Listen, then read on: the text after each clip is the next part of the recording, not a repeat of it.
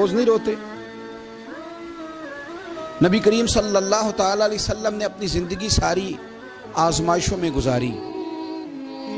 کہیں آپ کو محسوس ہوتا ہے کہ نبی کریم صلی اللہ علیہ وسلم کسی کے پاس بیٹھے اور فرمایا آؤ میں تمہیں اپنے دکھ سناؤں؟ ہمیں تو مسئلہ بن گیا ہے، ہم لوگوں نے اپنے آپ کو غیر مطمئن بنا لیا ہے. ہم ان ساری چیزوں کی ڈیمانڈ کرتے ہیں جو ہمارے مالک نے مناسب نہیں سمجھی ہمیں دینی. ہمیں اپنے آپ کو مطمئن کرنا چاہیے، سکون میں رکھنا چاہیے. اگر آپ تھوڑا سا اپنے آپ کو سکون دیں، اطمینان دیں، کہیں الحمدللہ، اللہ تبارک و تعالی جہاں جس کو چاہتا ہے وہاں اسے بٹھا دیا کرتا ہے. پھر ہم لوگوں کا منصب چھیننا چاہتے ہیں، حسد کرتے ہیں، بغض پیدا ہوتا ہے، عداوت پیدا ہوتی ہے، نقصان ہوتا ہے. فطری طور پر جو صلاحیتیں اللہ نے دی ہوتی ہیں ان کو بھی زنگ لگ جاتا ہے، زنگ لگنے لگتا ہے ان سب چیزوں کو جو اللہ نے اپنے فضل سے ہمیں دی ہوتی ہیں. تو بات کو یاد رکھیں، زندگی میں آپ مطمئن ہو جائیں کہ رب کریم نے جو دیا ہے وہ کمال ہی دیا ہے، کمال ہی. حضور کی ایک زوجہ محترمہ تھی تو ان کے ہاتھ ذرا لمبے تھے، مومنوں کی ماں. بعض خواتین نے ان سے کہا کہ لمبے ہاتھوں والی، ہم بنا لیتے ہیں نا یہ بھی بات کہ اس کا ناک موٹا ہے تو اس کی آنکھیں چھوٹی ہیں تو اس کے کان بڑے ہیں تو اس کے ہاتھ کیسے ہیں. تو کہا لمبے ہاتھوں والی. تو وہ پریشان ہو گئی. نبی کریم علیہ السلام تشریف لائے. کیا ہوا؟ عرض کی یا رسول اللہ مجھے لمبے ہاتھوں والی کہتے ہیں. تو حضور فرمانے لگے یہ پریشان ہونے والی بات ہے کہ خوش ہونے والی بات؟ یا رسول اللہ کیا مطلب؟ فرمایا تو کہہ کہ رب نے لمبے ہاتھ اس لیے دیے ہیں تاکہ میں سخاوت زیادہ کر سکوں. میں سخاوت زیادہ، یہ جو میرا چہرہ ہے نا، یہ جو آپ کا چہرہ ہے، یہ آپ کی چاہت ہے کہ اللہ کی؟ فی ای صورت ما شاء رکبک. اللہ فرماتے ہیں جیسے میں نے چاہا ہے ویسے تجھے بنایا ہے.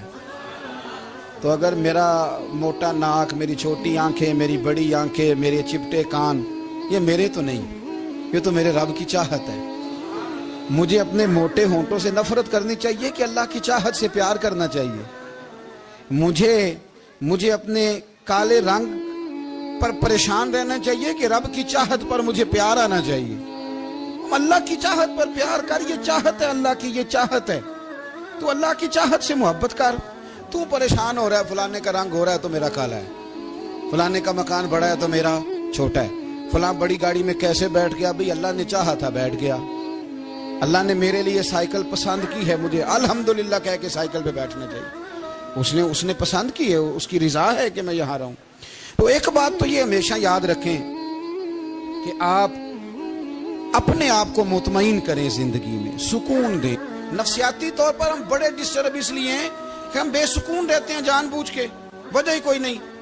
دیکھیں نا، جب تک زندگی ہے اللہ نے زندہ رکھنا ہے، اور جب وقت آ جانا ہے تو پھر کوئی ہمیں بچا سکتا.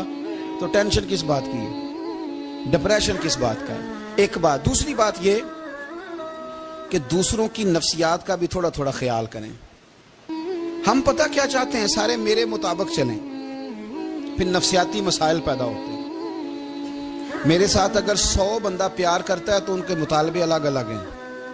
کوئی کہتا ہے جناب کو پیار ہی کرنا چاہیے، ہر ایک سے مسکرا کے ملنا چاہیے. کوئی کہتا ہے حضرت صاحب اتنا بھی پیار کریں تو لوگ نگل جاتے ہیں، تھوڑی ڈنڈی پٹی بھی ہونی چاہیے. دونوں قسم کے لوگ ہیں نا جی. ایک وہ شخص ہے جو کہتا ہے اتنا بڑا مجمع ہے تو 2 سیکیورٹی گارڈ بھی ہونے چاہیے. تیسرا کہتا ہے جی یہ عجیب عجیب لگتا ہے، گارڈ رکھے ہوں کسی بندے نے، کسی بڑے آدمی. تو یہ ہر بندے کا مطالبہ. اب آپ نے کیا کرنا ہے؟ آپ نے لوگوں کے مزاج کی رعایت کرنی ہے. جہاں تک آپ پیار کر سکیں آپ نے کرنا ہے، جہاں تک محبت کر سکیں آپ نے محبت. نبی پاک نا بچوں کے مزاج کا خیال کرتے، چھوٹے بچوں. حضور پاس سے گزرتے تو فرماتے السلام علیکم. ایک بچے نے نا حضور کے کپڑوں پر پیشاب کر دیا تھا. اس کی ماں پریشان ہو گئی. بخاری ہے. یا رسول اللہ وہ بچہ تھا پتہ نہیں چلا. تو نبی پاک فرمانے لگے کیا ہو گیا؟ وہ بچہ ہے، اللہ نے پانی پیدا کیا نا، ابھی اس پہ پانی بہائیں گے سب ٹھیک ہو جائے گا. وہ بچہ ہے. لیکن حاجی صاحب گھر میں بگڑ جاتے ہیں. پوتا اگر پیشاب کر دے کہتے ہیں میں نماز پڑھنی ہوں، بگڑ جاتے ہیں. پیر صاحب بگڑ جاتے ہیں اس بات پہ، علامہ صاحب بگڑ جاتے ہیں. سیٹھ صاحب کہتے ہیں پتہ ہی نہیں بچے نے پیشاب کر دیا ہے. حضور نے فرمایا کہ بچہ بچہ ہوتا ہے، وہ چھوٹا ہے، اس کا ایک مزاج ہے، اس کا ایک مطالبہ ہے. اب آپ یہ کہیں کہ وہ بڑا مجھے پاک صاف سمجھتا ہے تو اس رویے سے میرے ساتھ وہ ملاقات کرے. آپ اس کے مزاج کی رعایت کریں گے. نبی کریم کے غلام کے بیٹے ہیں حضرت اسامہ بن زید، نواسوں کی بات نہیں سنا رہا. زید بن حارثہ حضور کے غلام تھے، ان کے بیٹے ہیں. چھوٹی عمر تھی، ناک بہ رہا تھا. ویسے دادا جی ناک صاف کر دیتے ہیں پوتے کا؟ ہو سکتا ہے وہ ڈانٹ دیں کہ چل دوڑ جا، کتنا گندا. اماں سے کہا تیرا ناک صاف کرے، چل نالائق. نانا بھی کہا چل بھاگ جا، کیونکہ وہ حاجی صاحب نے وضو کرنا ہے، نماز پڑھنی ہے، تو ان کے قریب یہ چیز آگے تو بڑا مسئلہ بن جائے گا. نبی کریم صلی اللہ علیہ وسلم نے کہا عائشہ اسامہ کی ناک بہ رہی ہے، صاف کر دو. حضرت عائشہ کہتی ہے میں ذرا اٹھی کو کپڑا دیکھ لوں تو حضور جلدی سے اٹھے. ایک روایت تو یہ کہ حضور نے ناک پونچھ دیا، اور دوسری میں کہ نبی پاک قریب پہنچ گئے. جناب عائشہ کہتے ہیں میں نے ہاتھ پکڑ لیا. میں نے کہا حضور کپڑا لینے گئی تھی، آ گئی. کہتے میں نے اپنے ہاتھوں سے ان کی ناک صاف کر دی، ریٹ صاف کر دیا. اللہ کے رسول گویا میری طرف دیکھ کے مسکرائے. حضور راضی ہوئے. بچے تو بچے ہوتے ہیں، بچے تو بچے ہوتے ہیں. اب آپ کو بچہ حاجی صاحب مانے، پہلے نمازی صاحب مانے، آپ کو پہلے بچہ جو ہے وہ بڑا سیاںہ مانے، سمجھدار مانے، عقل مند مانے، پیر صاحب مانے. چھوٹا بچہ تو وہ نہیں مان سکتا. آپ اس کی نفسیات کے مطابق اس کے ساتھ چلیں. اب رویہ وہ رکھیں کہ وہ بچہ ہے، وہ چھوٹا ہے. حضور بچوں کے پاس سے گزرتے تھے تو انہیں سلام کہتے تھے. آپ بھی کہتے ہیں، آج سے کہیں گے. حضور گزرتے چھوٹے کہتے السلام علیکم. اور نبی پاک صلی اللہ علیہ وسلم کبھی کبھی نا بچے کھیل رہے ہوتے تو حضور بیٹھ جاتے، فرماتے یار میرے سینے سے تو لگو.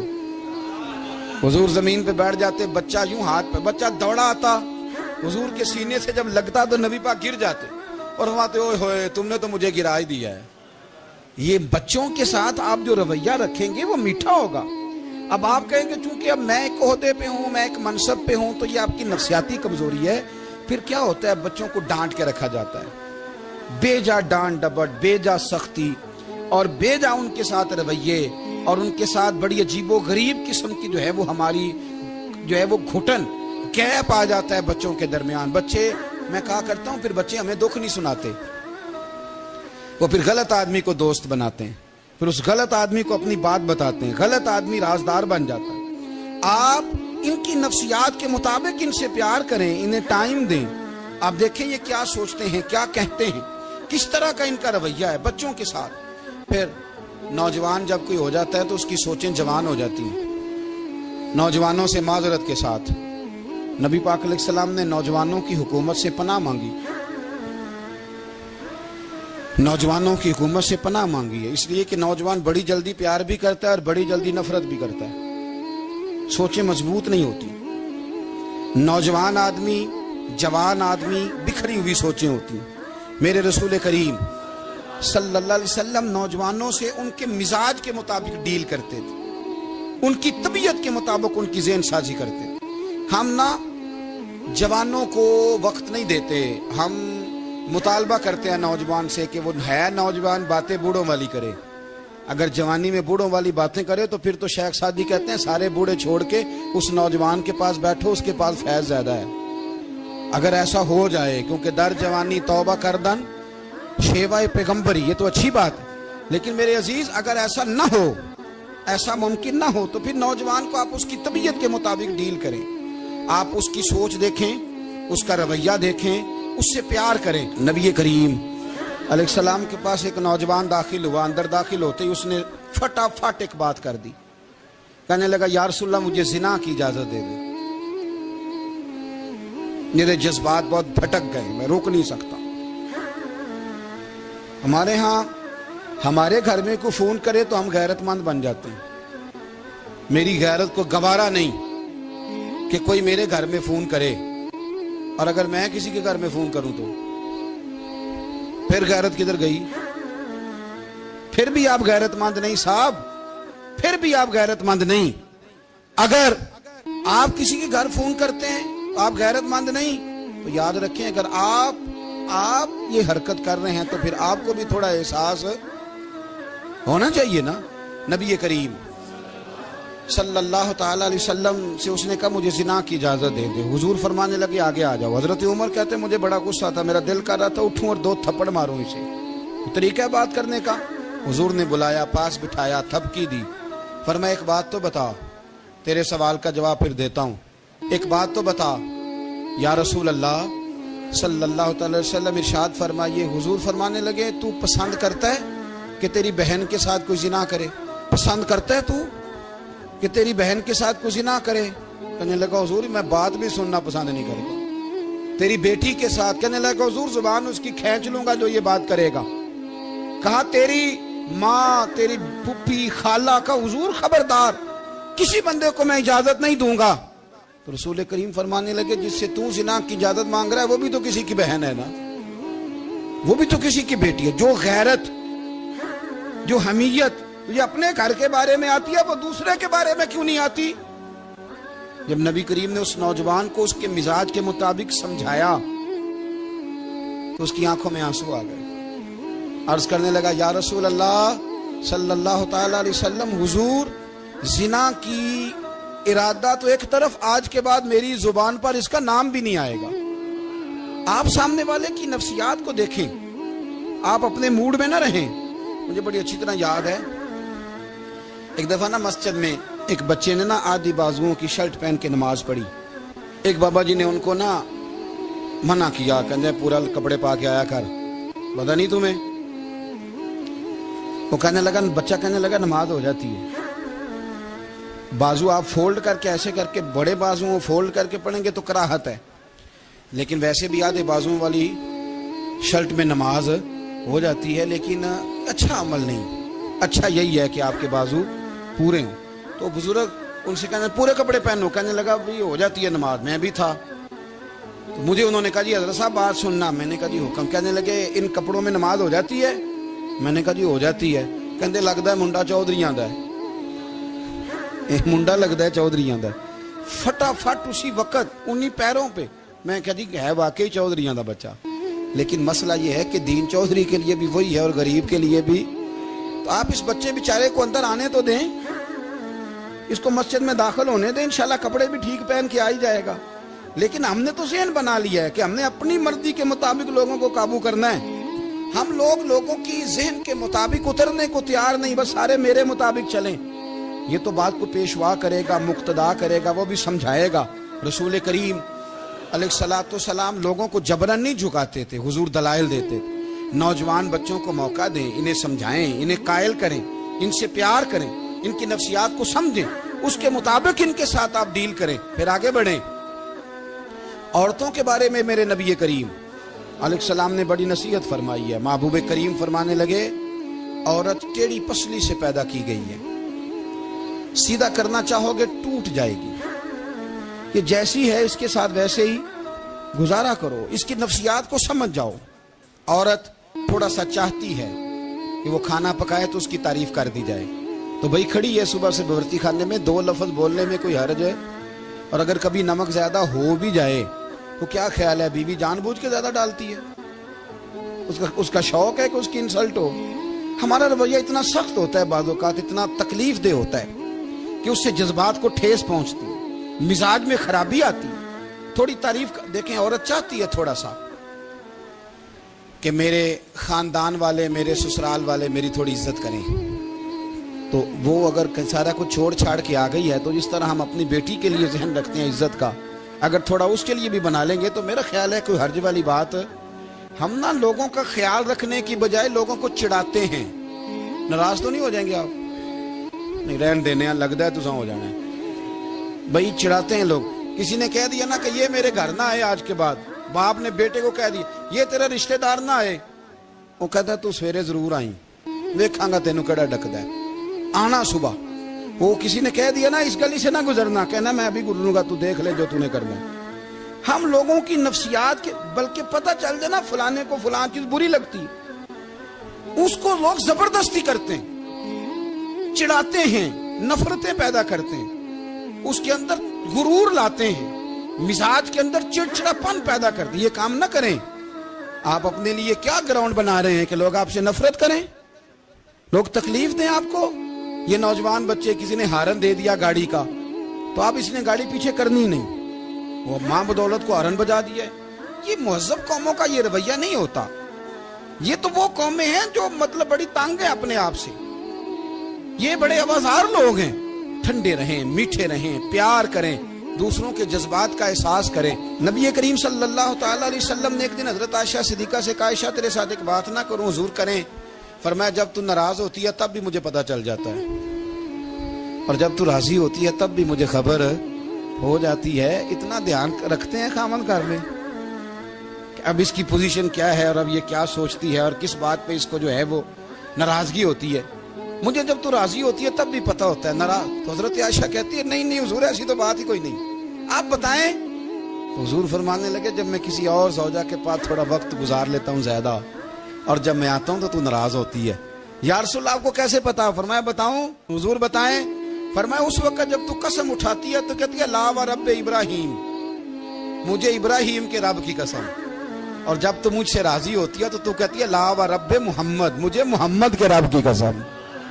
تو پھر حضرت ابراہیم کا نام لے لے کے کہ حضرت عائشہ کہنے لگی محبوبہ قربان جاؤں، بات بالکل ٹھیک ہے، ایسے ہی ہے یا رسول اللہ، بالکل ایسے ہی ہے۔ جب تھوڑی خفگی ہوتی ہے تو میں یہ کام، تو حضور تو لوگوں کے مزاج کا خیال کرتے تھے، نبی کریم کو تو پتہ ہوتا تھا، لیکن ماں بدولت کہتے ہیں سارے میری مرضی کے مطابق چلیں۔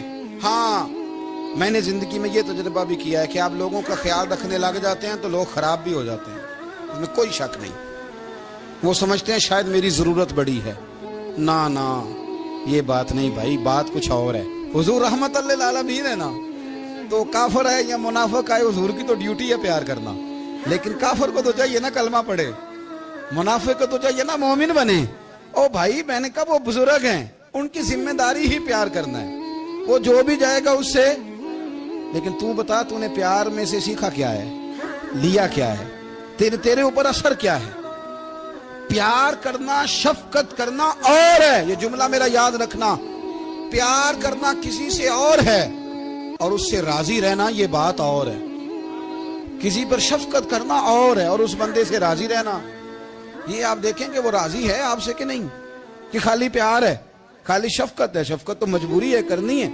تو میرے عزیز یاد رکھیں نبی کریم تھوڑا تھوڑا خیال کرتے، دیکھتے بندہ اس کے مزاج کے مطابق، دیہاتی آتا تو حضور اس کا بھی خیال کرتے۔ حضرت ظاہر دیہاتی تھے، وہ آتے تھے ترکاریاں لے کے گاؤں سے، نبی کریم صلی اللہ علیہ وسلم پیار کرتے تھے، وہ کئی دفعہ عجیب و غریب باتیں بھی کرتے تھے، حضور محبت سے پیش آتے تھے۔ آپ سامنے امام حسن کے پاس ایک بندہ ہے، بڑی مزیدار بات داتا علی اجویری نے لکھی، مجھے پڑھ کے بڑا ہی مزہ آیا اور سمجھ بھی آئی کہ اہل بیت نبوت کی اصل مخالفت کون کرتا ہے۔ ایک شخص آیا تو اس نے آ کے نا معاذ اللہ حضرت مولا علی شیر خدا کو، معاذ اللہ ثم معاذ اللہ، امام حسن کے والد کو برا بلا کہا، پھر امام حسن کو کہا، وہ برا بلا کہتا جا رہا ہے، امام حسن مسکراتے جا رہے ہیں، ہنستے جا رہے ہیں۔ انجوائے کرنے کا آپ کا موڈ بن جائے تو سب کچھ انجوائے ہو سکتا ہے، لیکن اگر آپ نے مرچیں دانتوں کے نیچے رکھ کے اچھی طرح چبا لی ہوں اور کانوں سے بھی دھواں نکل رہا ہو تو پھر تو بھائی کوئی چیز بھی انجوائے نہیں ہوتی۔ پھر تو قصور یہ ہے کہ مرچیں نہیں چبانی تھی، آپ نے اپنا مزاج خود بڑا کڑوا کر لیا ہے، وہ کیسے کام چلے گا؟ وہ آیا تو اس نے آ کے نا امام حسن کو، آپ کے والد کو، معاذ اللہ ثم معاذ اللہ نقل کفر نہ باشد برا بلا کا، وہ کہتا جا رہا ہے، امام صاحب ہنستے جا رہے ہیں۔ جب وہ تھک گیا تو امام حسن فرمانے لگے روٹی کھانی ہے؟ بھوک تو نہیں لگی ہوئی؟ کہنے لگا بڑی لگی ہوئی ہے۔ فرمانے لگے اس کو روٹی کھلاؤ، اس کو روٹی کھلائی، فرمایا تیرا حال؟ کہنے لگا بڑا غریب ہوں۔ ایک پیالے میں چاندی بھر کے امام حسن نے اسے دی، اور جب اس کو دے دی نا تو غور سے چہرہ دیکھنے لگا، کہنے لگا آپ کا حلم دیکھ کے، سخاوت دیکھ کے مجھے یقین آ گیا ہے کہ آپ واقعی خون رسول ہیں۔